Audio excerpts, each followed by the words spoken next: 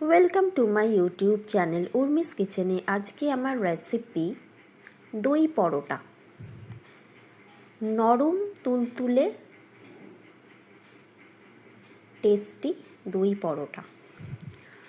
আসুন এই রেসিপিটা দেখে নেওয়া যাক।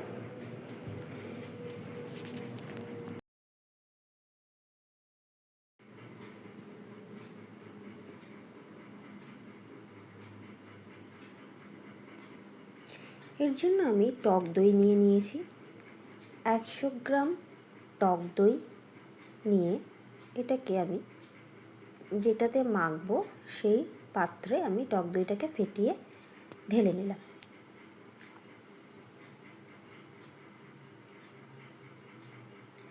ঢেলে নিয়ে এর মধ্যে আমি দুধের মধ্যে আমি চিনি দিয়েছিলাম, দিয়ে ফুটিয়ে রেখেছিলাম, সেটাও ঢেলে দিলাম।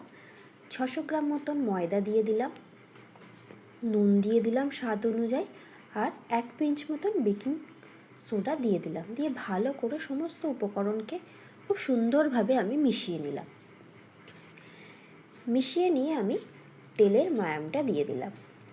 তেলের ময়াম দিয়ে ভালো করে আবারও সুন্দরভাবে আমি মিশিয়ে নেব। এরপরে আমি হাত দিয়ে ভালো করে ময়দাটাকে মেখে নেব। যেটুকুনি প্রয়োজন আমি দুধ দিয়ে দেব। দিয়ে ময়দাটাকে মেখে নিয়ে একটা ডো তৈরি করে নিয়েছি। তেল মাখিয়ে আমি রেস্টে রেখে দেবো। 1 ঘন্টা মতন রেস্টে রেখে দিয়েছিলাম। তারপরে আবারও ময়দাটাকে ভালো করে একটু থেসে নিলাম। থেসে নিয়ে আমি এবারে পরোটার লেচি কেটে নেব।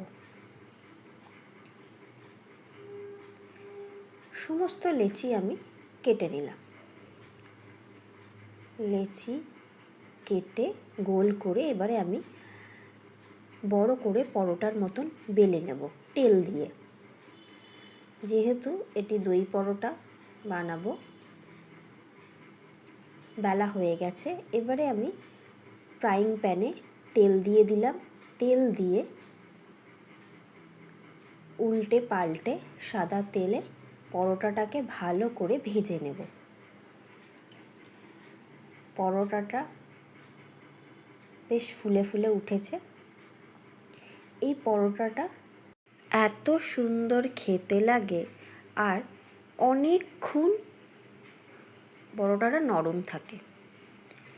আমি আগের দিন সকালে বানিয়েছিলাম, রাত্রির পর্যন্ত বেশ নরম ছিল, এতটুকুনি শক্ত হয়ে যায়নি, আর খুব সুন্দরও খেতে হয়েছিল। নরম নরম তুলতুলে, খুব সুন্দর।